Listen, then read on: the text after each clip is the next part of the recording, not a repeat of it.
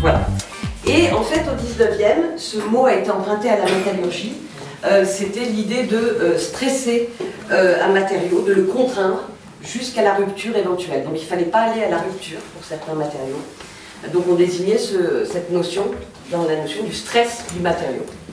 Et puis en 1914, ça a été transposé par, ça devait être un médecin, par Calonne, qui commence à observer qu'il y a des fonctions chez l'animal qui sont de cet ordre-là, et il commence à transposer cette notion-là sur des principes physiologiques chez l'animal.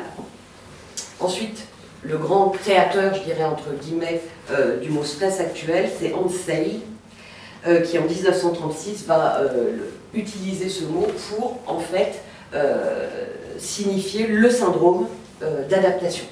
Syndrome général d'adaptation. Ce qui veut dire qu'au départ, le stress, c'est juste une adaptation. Voilà. Alors, depuis plusieurs années, on a un nouveau leitmotiv. J'ai entendu qu'il y avait pas mal de chefs d'entreprise là autour de vous, ou même sans être chef d'entreprise, quelquefois simple salarié, il suffit. Le nouveau leitmotiv, c'est que le travail est stressant. Alors, est-ce que c'est nouveau? On peut se poser la question. Est-ce que la rapidité, la compétition, la pression, les enjeux économiques et financiers font qu'on stresse plus que peut-être éventuellement des mineurs à une certaine époque quand ils allaient chercher du charbon? Je ne sais pas. Je pense qu'ils sont peut-être des personnes qui aussi devaient être dans un état de stress assez particulier quand ça risquait de se casser la figure sur leur nez.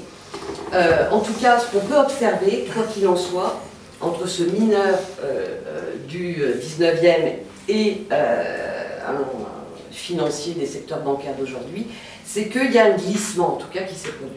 C'est-à-dire que d'un stress qui était peut-être plutôt physique, on est passé à un stress plus psychologique. Et c'est ce qu'on observe actuellement, et c'est surtout ça aujourd'hui, avec toutes les histoires de burn-out, de bore-out, etc., c'est plutôt que ça a glissé vers quelque chose de plus psychologique. Voilà. Je ne sais pas si la souffrance était pire ou moindre, mais en tout cas, elle était différente. Et depuis les années 2000, il y a quand même quelque chose qui s'est produit d'assez particulier, c'est qu'on s'est mis tous à observer que le stress pouvait devenir mortel. Tout simplement, des suicides, des burn-out qui quelquefois mènent à des dépressions très très fortes, voilà.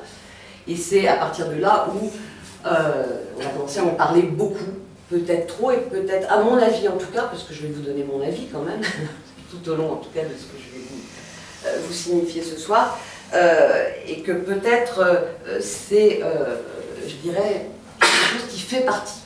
Et il n'y a pas de jugement à avoir, et peut-être que l'idée, c'est plus de le gérer que de vouloir l'éliminer. Un stress, ça ne peut pas s'éliminer.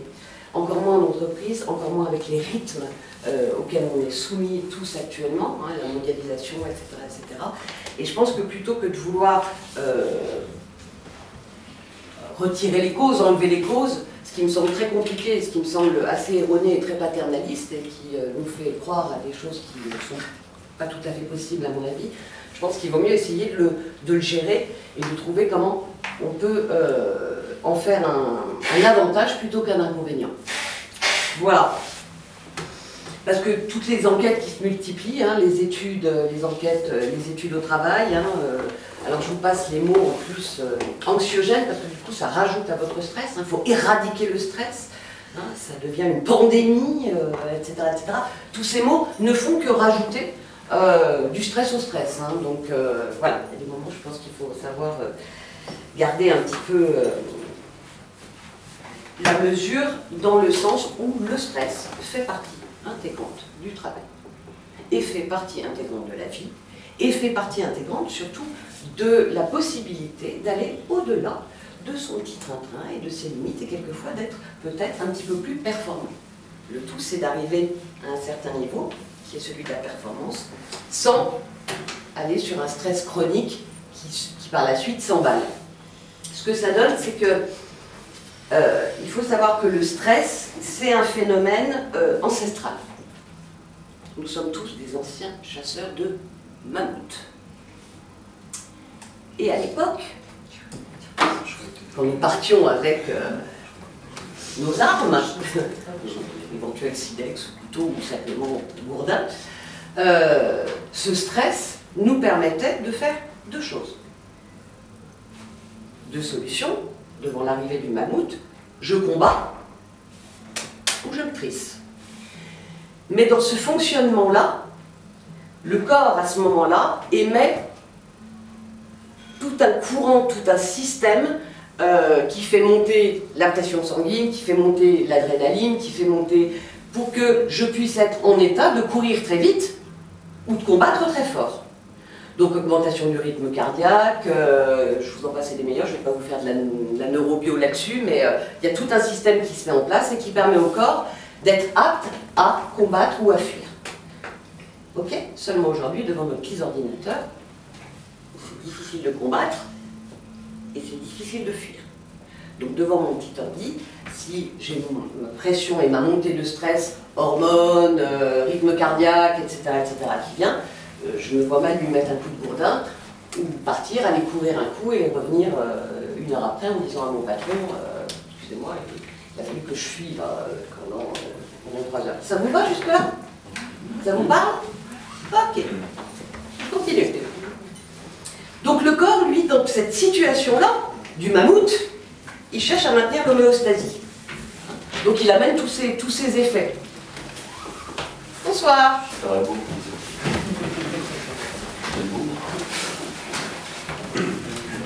Si cet imprévu survient, le mammouth, notre tranquillité est mise à mal et il faut faire face.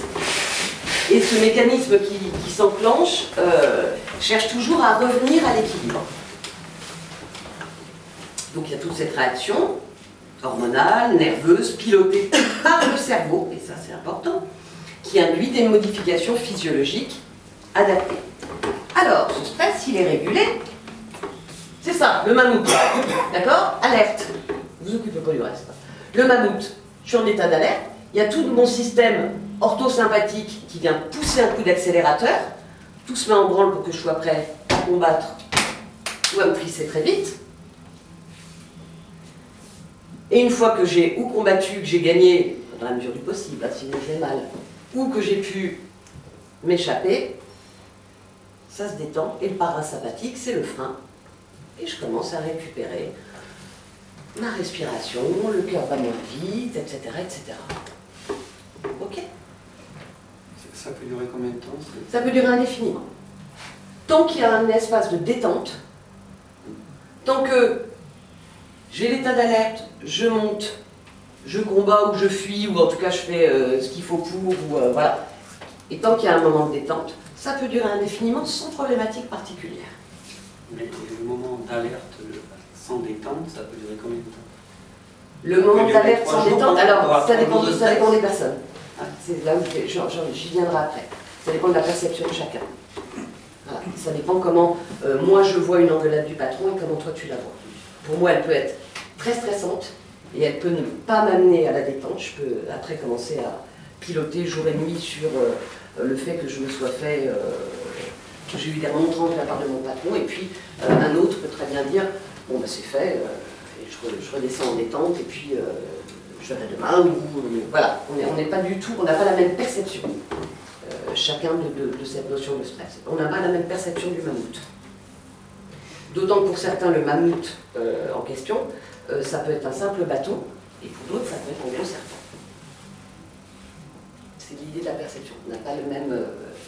Voilà. Donc tant qu'il y a tension, détente, stress et détente, il n'y a aucun souci particulier. Ok?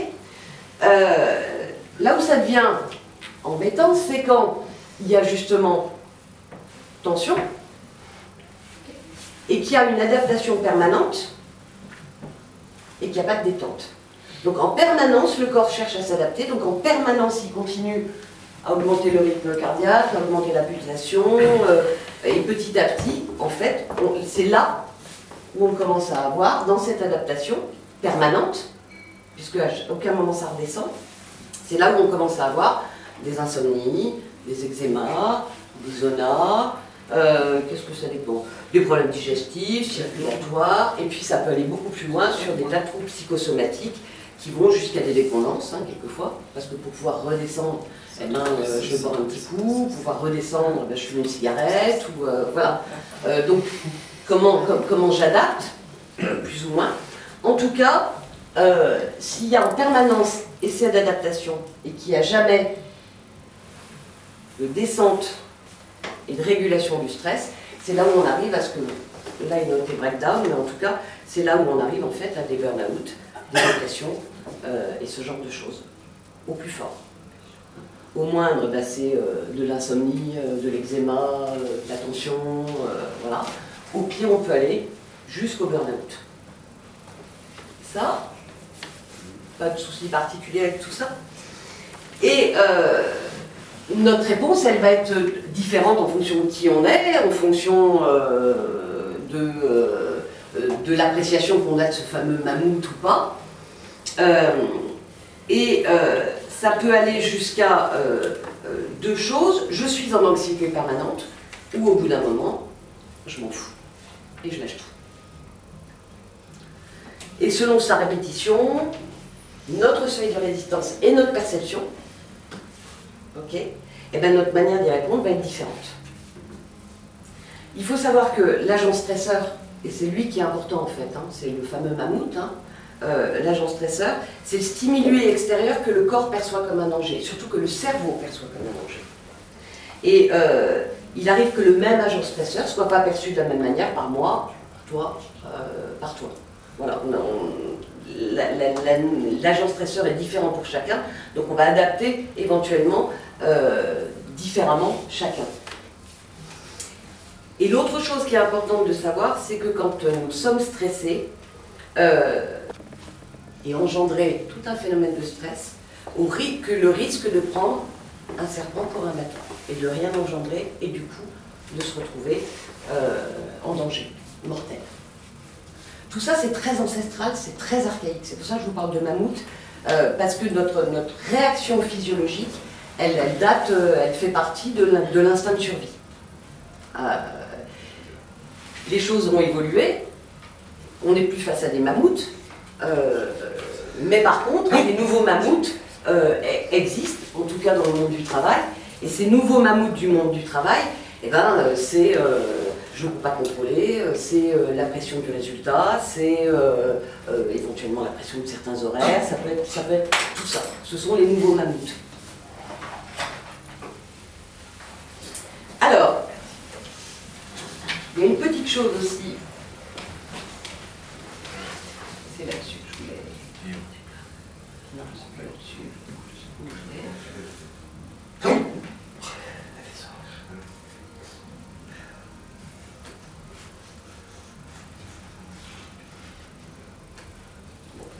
Peu importe. La recette du stress, je peux me servir de ça?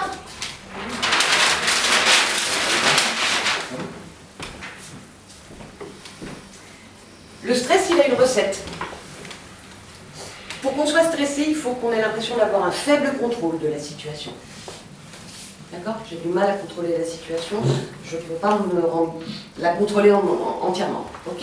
Donc, contrôle faible. En général, c'est imprévisible, en tout cas le ressenti comme tel. C'est nouveau. Et mon ego est menacé.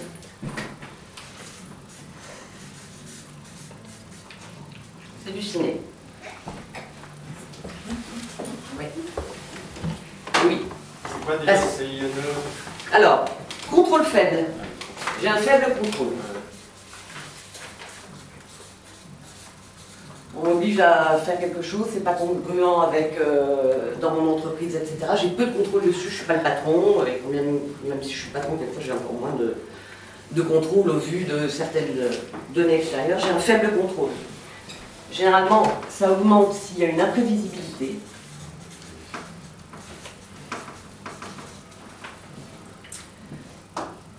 C'est en général aussi l'aspect de nouveauté. On est bien quelquefois quand on est dans son petit confort. Et et puis quand mon ego est menacé.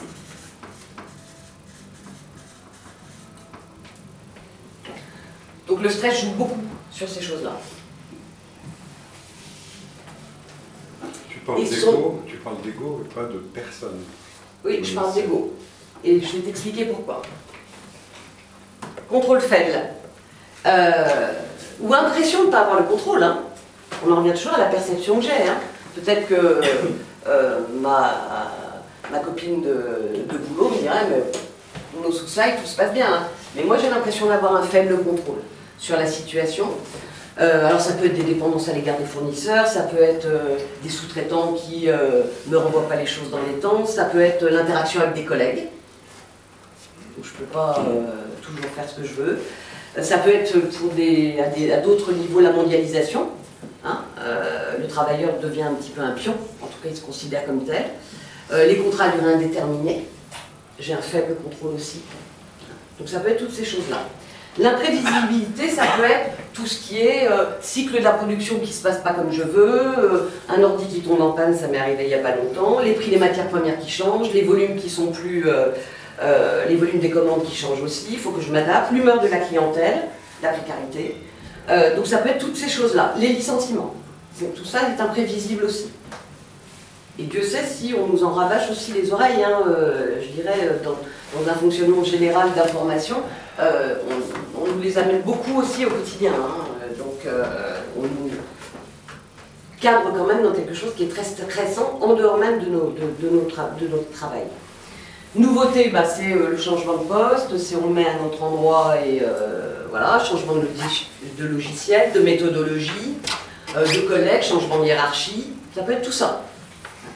Et l'ego menacé, donc pour répondre à ta question, c'est tout ce qui fait rapport avec je vais paraître nul, il faut que j'en fasse plus, je vais paraître peu performant.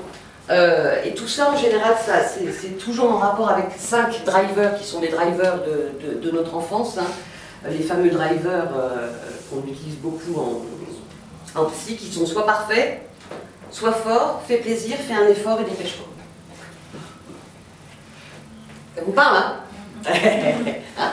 Ces 5 drivers-là, ils nous suivent à peu près selon comment on a été éduqué toute notre vie, plus ou moins certains, hein. Mais voilà. Et dans ces cas-là, l'ego est menacé. La personne est plus menacée dans ces...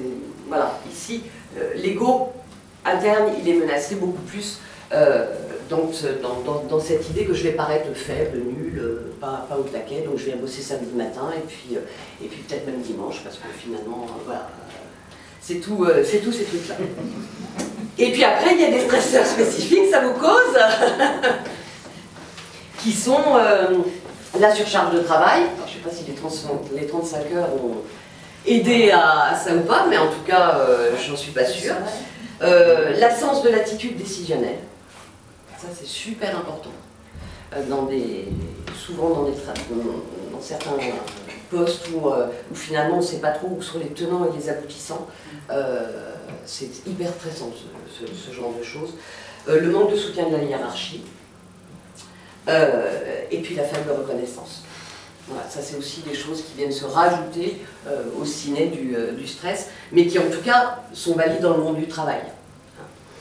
Et à mon avis, c'est là où je vous disais ça dès le départ, c'est s'il me paraît difficile d'agir sur les causes, parce que le monde est comme il est, et je n'ai pas de jugement à avoir là-dessus. Je pense qu'il est, par certains égards, bien mieux qu'il ne l'était peut-être au siècle passé.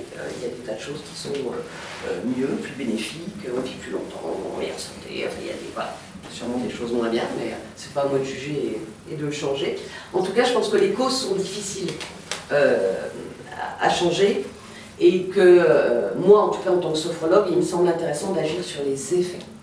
Voilà. Parce que, comme je vous le montrais tout à l'heure, si on peut amener la détente le plus souvent possible, par des systèmes très simples qui passent par le corps, et ben ça permet d'éviter l'éventuel breakdown. Voilà. Donc je pense que ce qui est important, c'est de pouvoir contrôler son stress au fur et à mesure. Et puis, en tout cas, c'est très simple. Dans une journée, on peut avoir Ben ça commence mal, je suis en retard pour amener les enfants à l'école, et puis après ça bouchonne et j'en ai pour 1 heure de plus pour arriver à mon boulot. Et après je me fais engueuler au bureau parce que j'arrive en retard, j'ai une remontrance, et puis mon ordi se met pas en place comme il faut, et puis j'ai un coup de fil d'un client qui me dit que finalement il annule sa commande, et à la fin de la journée j'en ai jusque là. Alors la sophro, c'est pas une méthode magique, elle va juste permettre de faire ça, et puis d'arriver à la fin de la journée peut-être là où il est arrivé, là. Voilà.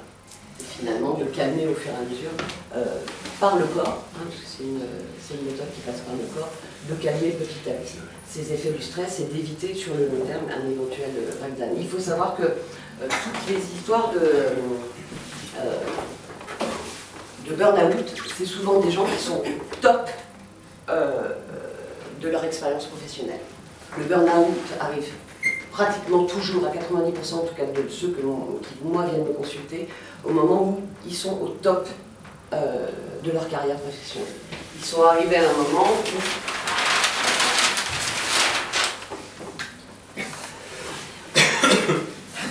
il y a la zone de confort.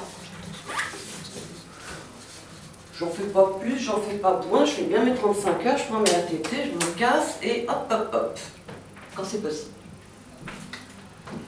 Il y a la zone d'excellence, qui suppose du stress. Je me donne un peu plus, mon boulot me plaît bien, voilà, donc je pousse un peu, ça stresse un peu, mais je le fais redescendre. Et dans cette zone-là, il y a du stress, mais c'est du stress positif. Et puis là, il y a la zone de danger. Alerte au rouge. C'est-à-dire que le stress commence à être plus, mais on dit que je suis génial, on dit qu'il n'y a que moi qui peux arriver à faire ce boulot-là, mon patron m'envoie à droite, à gauche, etc., etc. Et je commence à y être, et c'est souvent là, dans cette zone d'excellence avec le stress qui n'arrête pas, que souvent là, c'est là qu'il y a souvent un burn-out. Dans le cas des burn-out, hein, je ne vous parle pas des anxiétés ou des dépressions ou des choses comme ça, mais le burn-out arrive très souvent chez des personnes qui sont au top de leur carrière et où ça s'emballe. Et souvent, c'est des personnes qui, à un moment donné, se réveillent un jour. Bon, ils ne peuvent plus rien faire, ils se réveillent, ils ne peuvent même plus sortir de chez eux, ouvrir la porte. En tout cas, ce dont on se rend compte, c'est que très souvent, ils ont été à ce moment-là complètement